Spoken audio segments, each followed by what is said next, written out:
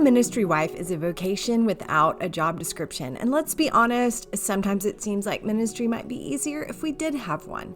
If you are a ministry wife like me and are looking for hope, perspective, and a little bit of practical advice regarding your role, you're in the right place. Hi, I'm Christine Hoover, author of How to Thrive as a Pastor's Wife. Welcome to the Ministry Wives Podcast, a production of the North American Mission Board. Join me as we hear from women from various ministry contexts, having authentic conversations about our shared joys and challenges, even the ones we're unsure we can talk about. No topic is off limits. Today, my guest is Amy Petersen. Amy serves with the Oklahoma Baptists as the Ministry Wives Ministry Partner, which means she gets to support pastors' wives all across the state of Oklahoma, 1,800 Southern Baptist churches, in fact. For 20 years, Amy was a ministry wife serving alongside her husband Brandon in Texas, Oklahoma, and South Carolina. From the inside out, she understands the challenges and blessings of ministry. They now reside in Shawnee, Oklahoma, as Brandon is the Vice President of Campus Life and Dean of Students at Oklahoma Baptist University. They have 3 boys, just like me, ages 22, 19, and 12. Amy has a passion for honest conversations, the truth of God's word, and the power of Jesus that reaches into our messy, broken places and sets us free. Today, Amy joins me for a follow-up conversation to the episode I had last season with Jen Wilkin and JT English. Jen and JT cast a beautiful vision of what it would look like for us to live out a brother-sister framework well within the church. In this follow-up conversation, Amy and I talk about what this looks like for us in our different contexts, in our specific marriages, and as we seek to relate wisely and well with brothers in the church and in the workplace. So here, friends, is my conversation with Amy Petersen.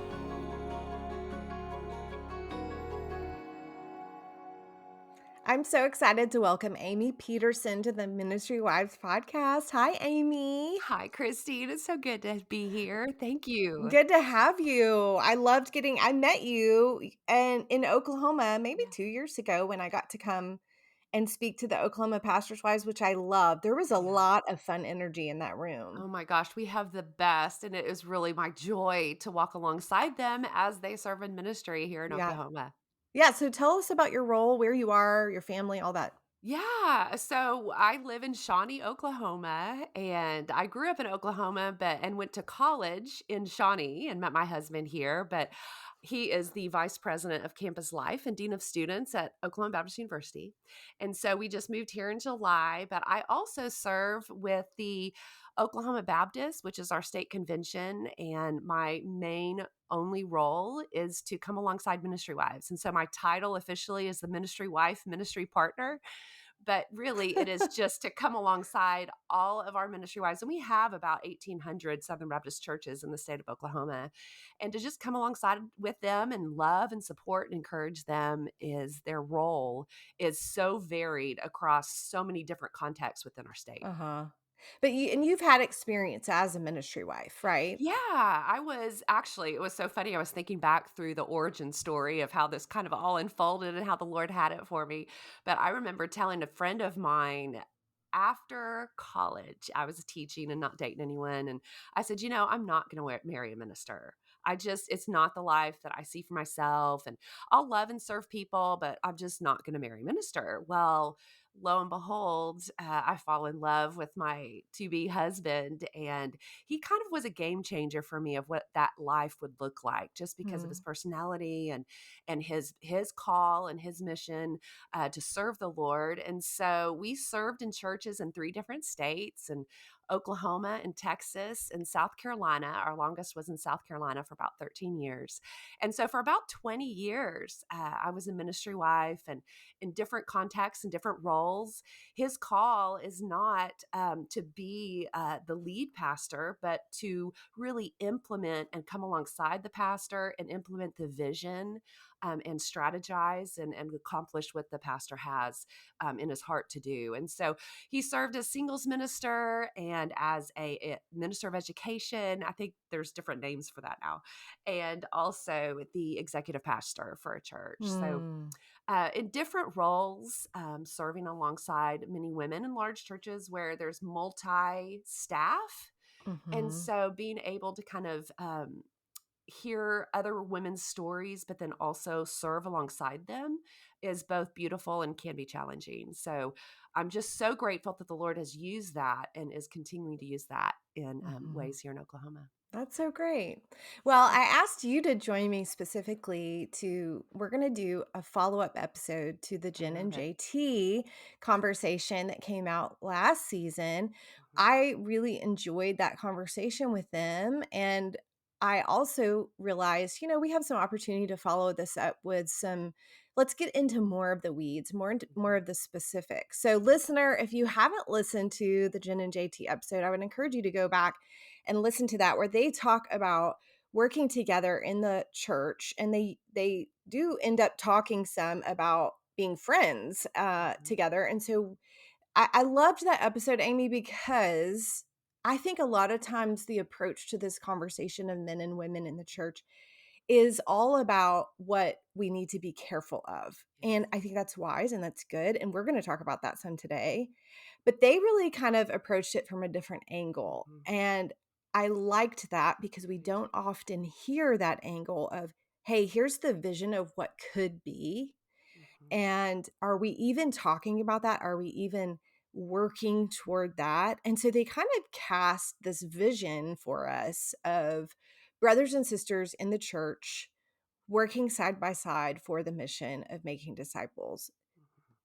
At the same time, I think that we need to make sure that we're talking about how do we do that in a really wise way, and so I wanted to bring you in so we Mhm. can talk about this together, Love that. get your perspective, I can share mine of how do we make this how to make this work in the day-to-day everyday life when we are sinners and we're interacting together.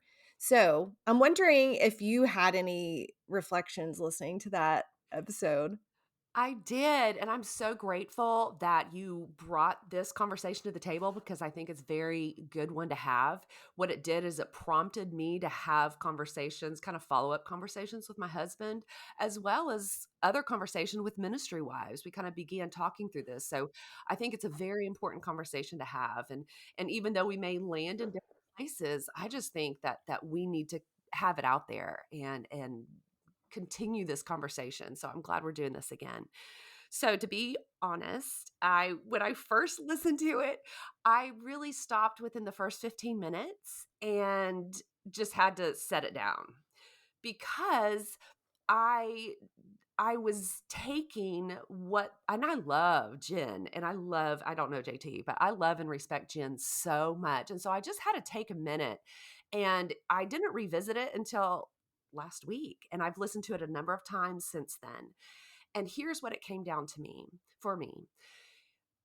At first, I was listening to it through the eyes of defensiveness, through the ears of defensiveness, where I was thinking, well, what context is this? What does friendship look like? Is this in the church setting? Is this out of the church setting? There were so many variables that come into play here. You've got the healthiness of four people, the spouses on either side. You've got the personalities. There's just so many variables. It can't, Yeah. I don't think, just be a cut and dry equation.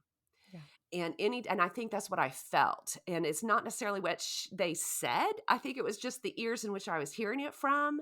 I didn't want it to be, if you are spiritually mature, then you need to do this, and if you're theologically sound, then you need to do this. So as I stepped back and was really able to take it from a framework of within the church setting, within the workplace setting, oh my goodness, I heard it so differently. And I think that's what sometimes we do is we hear things within some defensiveness and maybe baggage that we have, but then we have to step back and listen to it again with some other things in place and hear it totally different. And so Mhm. my first takeaway was that I don't know about this. But then as I listened to it again, I so appreciated the conversations that they were having to esteem and see women as people first. Yeah. In a second. Yeah. There are some things, to be honest, that I wish I had, uh asked that I didn't. I think I missed some things. And this, just a little peek behind the scenes for podcast hosts, you're managing a lot when you're having that conversation. Having two people on the conversation adds to the Mhm. complexity. Mhm. And so I'm following the argument, and when I say the argument, I'm following the kind of their thesis or where they're going. And there's a lot of things that pop in my head of which trails do I want to go down. And so listening back to it, there are some things as the host I wish I had asked. Mhm. One of them was, what is the definition of friendship that we're Oh, that's a talking good about one. here? Mhm. Okay, so I missed that opportunity, and maybe we can talk about that some Mhm. today. Another thing was when Jen was talking about spiritual maturity, and that if we're spiritually mature, that this is what it will look like. And I absolutely agree with her. I also think that there's another side of spiritual maturity where a pastor's wife listening who hears that and says, "Oh, if I have some concerns about somebody interacting with my husband, I'm not spiritually mature if I feel uncomfortable with that." I do think that there is spiritual maturity that leads to discernment, that leads to speaking up Mhm. about that. And so I think I know what Jen was saying with that, but at the same time, I wish I had pointed that out or asked about that Mhm. with her. And so that's something that I wish I had done. And then I think, we didn't talk at all about, well, what kind of boundaries do Jen and JT practice? They are spiritually mature. Their spouses are on board with their friendship. And so what have they talked about in terms of what is acceptable and what is not? I didn't ask that, but I know if I brought them back, they would tell me specific things. But I missed that opportunity. All that to say, I don't regret the episode at all Mhm. because of the beautiful vision that we Mhm. heard that we never really hear. We just hear the boundary conversation. Yes. So that's Yeah, kind of I think my that's my really take. good. And I think that you looking back and seeing those spaces as you heard it to be able to insert more context to it is really helpful. And I think you're right on with all those things. Those were some of the things that I was questioning in my brain too. Yeah. Okay, so that's why we're going to do this episode. It's like this is kind of part 2 of that episode where we are going to go into those specifics, and I want to hear, in you and your context and me in my context, how do we practice these things? What kind of conversations are we having with our husbands and that kind of thing? Mhm. So I would love to first just ask you, Amy, how this quote unquote meaning how you relate to men, how does that look in your marriage, and what have you and your husband talked about? Yeah, that's really good. It's a great question, and it's one that I think we all need to look at and have conversations with our husbands about. So I have worked I was a teacher before, right out of high school. So I worked with other men coaches and teachers, and then I also was a corporate trainer for a company and led men in a team that I was on. And then I was in the church setting. And so there wasn't this intimidation or this preconceived idea about uh, men and women in the workplace or in the church place because I had come from a secular setting and had brought that in. So that was kind of my preset context of connection and friendship. But then as my husband was in ministry and really people within our church saw me as the ministry wife to him, I think there was just a lot of understanding of there was just a lot of preset understandings of him being the one and me being his wife. And so it's been interesting now that I'm kind of doing my own area of ministry that is not connected with him, how how more independent or differently I am perceived than Mhm. just the assumption of being his wife. And I don't know how many ministry wives out there feel kind of like a sidekick to their husband in ministry. And although that is a very honorable place to feel. It also can feel, especially if you are a ministry wife who has a call on your life to love and serve him in ministry settings, it can feel a little slighted, Mhm. if you know what that means, Yeah. if that makes sense. Yeah. And so now where I'm in the context of really not necessarily my ministry isn't attached to his ministry, it's an interesting difference for me. And I work with men. I'm on an all men team serving our state. And I really have been received so well within the context of the convention at Oklahoma. He works with a team of men and women, but when he first stepped in, it was primarily women, and so used to leading a team of mostly men in a church setting.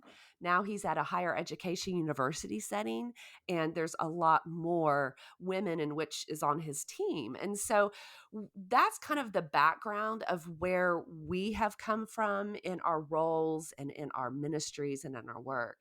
So what specific things do have you agreed upon that you're gonna do or practice in relation to the opposite sex?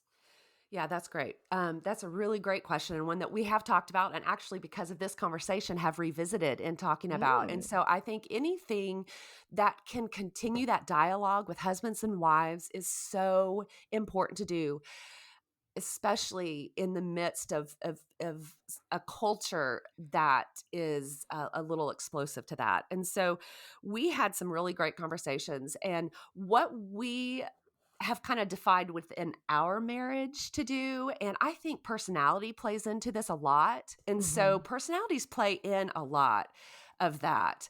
Um, and so we have set up, okay, we can't avoid the fact, and we're fine with the fact of meeting in our offices just with men, me just with a man and him just with a woman. I mean, he has to do that a lot within the role that he leads.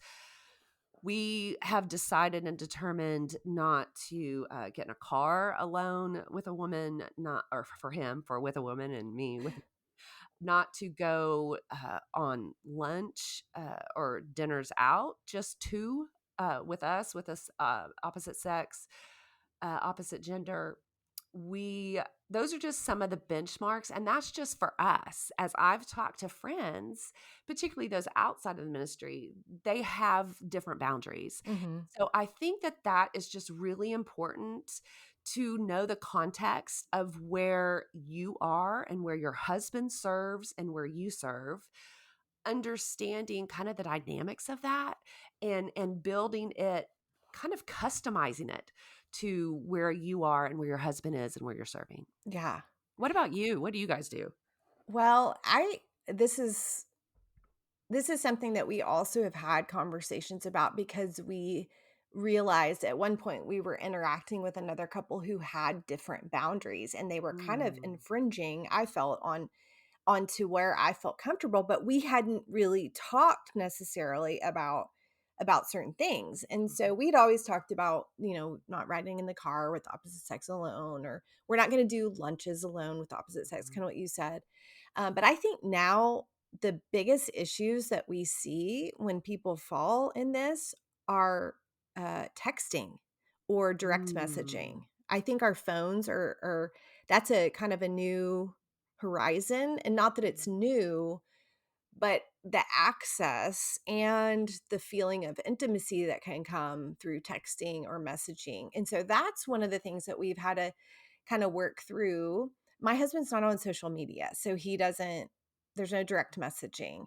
And I am so good with that. I think that's something, if your husband's on social media and he's messaging, that's something that you would need to talk about. Is it mhm, okay for him to direct message with a woman?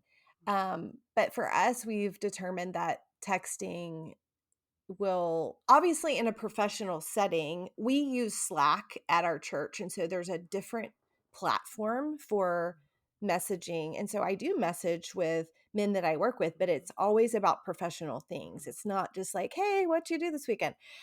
So if we're texting with the opposite sex, we include one another or we include the spouse. So we have, I would say, yes, I have friends that are men, but they're friends that I'm friends with because of their spouse. Mhm. Or, you know, I don't even know that I would say, I'm thinking of a single man on our staff. I wouldn't necessarily call him a friend. Um, but my relationship with him, if it's any sort of personal, it's going to come through my husband. Mhm. And so texting will always involve other people. Interesting. That's how we've determined that it was comfortable for us. Mhm. And we keep saying it like, this is what I do, this is what you do, because I do think Mhm. it is what is good for you in your Mhm. marriage, what works for Mhm. you, what you feel comfortable with. Mhm.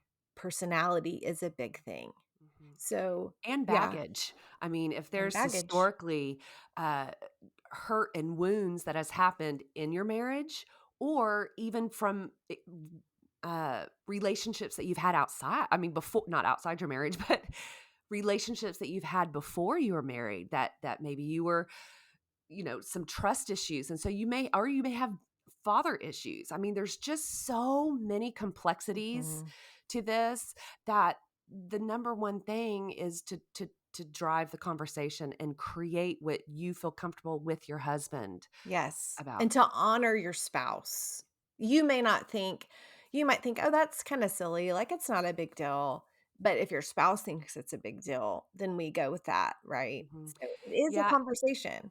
it is, and I think you hit on something really good about the intimacy piece, because I think that's the distinguisher for us, at least, is that if there is an emotional intimacy that is outside of the work conversation, that's a red flag for Mhm. me. Yeah, If there is something that I would share with somebody, but wouldn't share it if my husband was present, that's a red flag. I think that within the workplace, I think of a number of friends that I have within the workplace, and I all of our friendship is revolved around that. And if we would move on from that, it probably would not continue right. because that emotional intimacy is not going to be there. I'm not going to share that with a really, that's a guard that I have. I'm not going to Mhm. share certain emotional things that I'm going through with another man, particularly if I'm not even sharing it with my husband. Yeah. And, I think we talk about this as opposite sex, but this can also be an issue with same sex relationships. And, it's not unheard of that someone is doing something inappropriate with someone of the same sex, but also just in our friendships. If we're more sharing more emotional connection or intimacy with a friend versus our spouse, I think that's a red flag and we want to look at that. And I've even known people who their husbands were kind of pushing back a little bit on their friendship with someone else that they felt like they were giving their time and energy toward that rather than to their marriage. And so there's just so many Mhm, components and complexities to this. And at the main point, Amy, I know we're both saying is we just want to be wise in mhm. it. And so I'd love to talk for you, just have a question for you about friendship. So we're talking about friendship and we're talking about co-working with men, but would you say you have friendships with men? I don't It all depends on how you define that friendship. Okay, define it then. Yeah, I don't even know. I was listening back to Jen and JT's conversation, and I was picking up some of the things that they said as they defined it: Mhm. mutual respect, Mhm. wanting to encourage and uh, s- just view them as a sister or a brother in Christ. It's there's so many different purposes in the relationships that we have, and we even see that played out in the life of Christ. With when Jesus was walking this earth, he had his multitudes, then he had, the group, the following, and then he had his disciples, and with the disciples he had even a smaller group. And so I just think that we have to be aware of what is our purpose in this relationship. What is our purpose in this relationship? And I would define a friendship with a man at my workplace as one that really centers around work. Mhm. he's not gonna be one that I would define even back in grade school that we would share BFF, heart necklaces with each other, if you remember those. And so, I think that friendship is so different in different scenarios. I think that there's different levels of friendship based on the intimacy that you have. I have girlfriends that are not ones that I will share intimately with, but man, I'll go and have dinner with them or raise our kids together. And so there's just different levels of that. But for the relationships that I have with men, it really, I ask about their families, I ask about their work and what they're doing. But the link that I have with them is through work or through church or through serving together at Oklahoma Baptist University. Right. That's how I What would say about you? it How would too. you say? Yeah, friendship with men, it's linked through something else. It's either my husband, he's close friends with that person, and so we spend a lot of time with them through my husband, or it's linked professionally. So, my literary agent is a man. I communicate with him, but it's always about work. Mhm. And so would I say he's my friend? No, not necessarily. I think we use that term Yeah. so loosely. Do we have a good, respectful relationship? Yes. Do I call him when something goes wrong? No. Yeah. I mean, only if it's professional. And so maybe we just use that term so loosely. And I think JT and Jen use it, like you said, they have this link of their love for theology and their love for the church and what they want to see happen in the church globally. That's the honor and the respect, and probably a lot of their conversation is about that. um Mhm. so I don't know, but it sounds like they do also hang out socially, but as couples. Yeah, and I think that's something that I would say if it would be going out to dinner with the 4 of us if I have a friendship with a guy at work, but I do think that that is a word that I get tripped up on, Yeah, me too. Me too. and We I need a think that new word for that. we do. What is that? A We need to come up an with one. honorship or a respect. I don't know. Honor and respect is what comes to mind. It's just there's a congeniality. Is that the word? Congeniality between us. There's a warmth, and we're on the same team and we support one another, but we're not talking about certain things. Right. And I think the contrast to that would be the contrast to what a friend looks like in a work or ministry setting would be someone who you don't have many conversations with, who you feel uncomfortable. You feel like they're feeling uncomfortable around you, that they won't. They kind of feel sheepish that they don't get to know you on a personal surface level. And I've had that happen too Yeah, me too. because of my gender and, being different than theirs, and so I think that it is just a massive ball of conversation I know. that requires more than one conversation, so I'm so glad we're following back up, but was a continuing conversation to have. Yeah. And Yeah. when you said about, the text messaging and things, and that's something that my husband and I had to work, had just had to talk about, is that I text some of my coworkers without having, his spouse or my spouse present, and he does the same thing. I mean, he's the dean of Mhm. students, and so he's dealing with a lot of student behavior and things and issues that happen on campus, and so his one of his directors is a woman, and they have to. I don't want to be a part of any of that. And so there's just this understanding that and trust that's there, but Mhm. it's not something that wasn't initially talked about Mhm. and addressed as we move forward with this.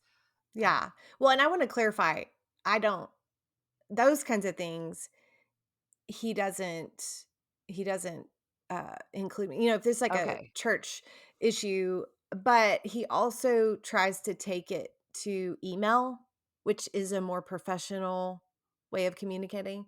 Um or if it's in he there's a Slack is very helpful because it is a more of a professional platform. And so I'm not saying it's all cut and dried. I'm saying more of the like friendship people. He's not going to text one of my friends without including me, that kind Mhm. of thing. So, Yeah, that's interesting because I was just talking to one of my girlfriends, and when we lived in South Carolina, we had some really a great group of couple friends that we had traveled together. And one of them is our dentist, and one of them was our pediatrician, and one of them was a real estate agent. And so, since moving here, there's been multiple times in which, and one's a physical therapist, there's in which he's had to call my girlfriend as a physical therapist and ask about a back issue or about a real estate thing, or I've had to call and ask our pediatrician about an issue with one of the kids. And so I just think that it all depends on the context yes, of what it is and of how that feels. So there's just really no set equation for how that's it right. should look. And I think that it just needs to be customized based on what you're comfortable with. And as long as you're healthy, that's the other piece to this. Am I Yes, healthy? Is my husband healthy? Is this other person healthy? I mean, healthiness is huge. And some of you ministry wives who are listening, you may be healthy, but your husband's not. And you're having to work through this kind of offset. And that's mhm. hard. Yeah. Let's talk about that Okay. because I do want to address the whole spiritual maturity. Like, if you're spiritually mature, you should be able to do this. If you're spiritually immature, then, you know, if you can't do it, then you're spiritually immature. And like I said at the beginning, I do think part of spiritual maturity is discernment. And so, what would you say, Amy, to a woman who's listening who is concerned about her husband's health and the way he might be interacting with someone in his life, that she just is like, there's some yellow flags going up? So, what would you tell her to do? Well, that's a great question. I think that I would first of all say, lay it out before the Lord. I would say, pour it out before Him, be able to get words to what you're feeling, what you're picking up on, and what you're saying. And the best way that I can do that is just through journaling. And so I do that first and just ask Him for insight and help. I would have a conversation with my husband about it. And I've learned through 25 years of marriage that it's best to enter in conversations like this saying, listen, I'm not saying that you're doing this, but these are just some things that I'm feeling and I would love to talk with you about it, kind of diffusing the I'm coming at you situation, but saying there's some things that I would love to talk to you about that may or may not be happening, but these are some things that I'm picking up, and have that conversation. Now, the part that gets my heart so much is when that husband isn't able to have that conversation. Yeah. And then I would say probably next step would go Christian counseling, going to somebody who has the professional training to work through relational issues and that is objective and that loves the Lord and His Word and marriage. Mhm. And so it would be to go see a Christian counselor so that you could kind of unpack this and kind of begin to plot a way through it. That's kind of off the top of my head what I have. What would you say? Mm. I would say similar things of just being really spending time with the Lord and knowing specifically what it is that is concerning you. Because I think sometimes in these situations, and I have been in this situation before where I've been like, I'm feeling some things about somebody, and but needing to really discern, is this more of a me issue? Mhm. Is this something going on with me, or is this genuinely something I need to bring to my husband? I do think in general we should, if we have concerns, we should bring it to our husband, but we need to be very clear about what it is that Mhm. we're concerned about and what we're requesting. Is there an adjustment that needs to be made that would make you feel more comfortable? And if he is willing to have that conversation, great, which hopefully he will be. Um, I love what you said. Is it a me question? That's yeah. really good. Is this something that is centered from an unhealthy place of me, of Mhm. jealousy, of fear of abandonment, of holding my husband as too much as my identity? So I Mm, think that that is a really good thing to ask. Is this a me yeah. thing? Yeah. But and then if he doesn't listen, I do think it just asking, could we maybe have an objective person who can help us kind of know, is it a me thing or is it a you thing or is it an us thing? Or is it this person, that we need to have some pretty firm boundaries with? Because those people do exist in ministry, and so I don't want to live in fear, and I don't want to encourage fear, but I just want us to be wise, and my husband and I have it's a lot of times you learn these things through experience, and that experience can be painful, and that's been the case for us, but it's helped us to kind of go back and say, okay, we want to make sure we're on the same page, honoring one another, but also honoring the people around us and not making them feel like, oh, there's someone to be scared of or that kind And of and thing. and that's an intangible thing. I mean, when in situations that I've been in certain environments, um, I have felt that weird kinda tensiony, but I have also felt it when it's not even there at all, and the elevation and the appreciation and the respect that comes in the way that God is gifted me and what I can bring to the table in a conversation with a group of, coworkers. I have felt both of them. Me too. You have? Oh, yeah, like, speaking and going around traveling, the environments that you enter into, you never really know what kind of response you're gonna get because a lot of, ministry type things are predominantly men, unless it's a women's event, Mhm. but so you never quite know how you're gonna be received, and sometimes I have felt very uncomfortable because I can tell that they feel uncomfortable. But like you said, then I also felt the opposite, and it was more of a, "Oh, I see, like, you're my sister. I'm glad you're Yes. here, and I support and respect what you're doing." And there's not this personal relationship, but it's a sense of value and encouragement. Yeah, that's really good. It's a sister and brother, and I keep coming back to that word instead of friend because it might encapsulate more of What we're going for what we're here. going for here. And JT and Jen said that. They kept Mhm. saying brothers and sister, and that's what the title of it is, isn't it? Was of the podcast, Brothers and I Sisters think in it was men and Ministry, women. men and women. But they kept saying that theme over and over. And so the thing that you just brought up and what I've mentioned too is the context of which we enter. And it's so interesting to me when we engage in conversations like this in which we want it to be a certain way, we can either bull our way through places in which it's not or respect what the context is there and just operate graciously within it.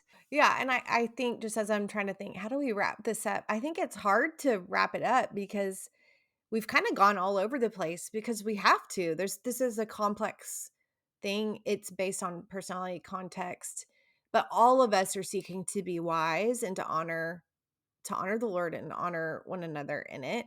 And so I hope that as you're a listening listener that you're like, okay, maybe there's a few things that we said that kind of stick out to you that you can take and just talk to your husband about it.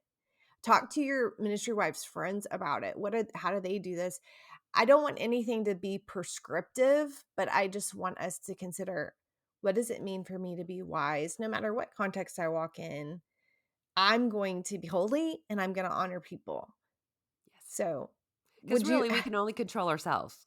exactly, And exactly. we can and if we try to control other people, we're gonna be forever disappointed, and really, it's just a partnership and a coming alongside with the Lord and saying, "Use me how you want to use me in whatever context it is, and may I exemplify the gifts that you have given me in the ways best, to glorify you." Yeah. Well, thanks for being willing to enter into this conversation, Amy. Hopefully, it'll Mhm. lead to more. I hope so. I mean, I think this is just an ongoing conversation that we need to Yes. be having. So, thank you for giving your perspective and joining me. Yeah, thanks so much, Christine. I enjoyed it.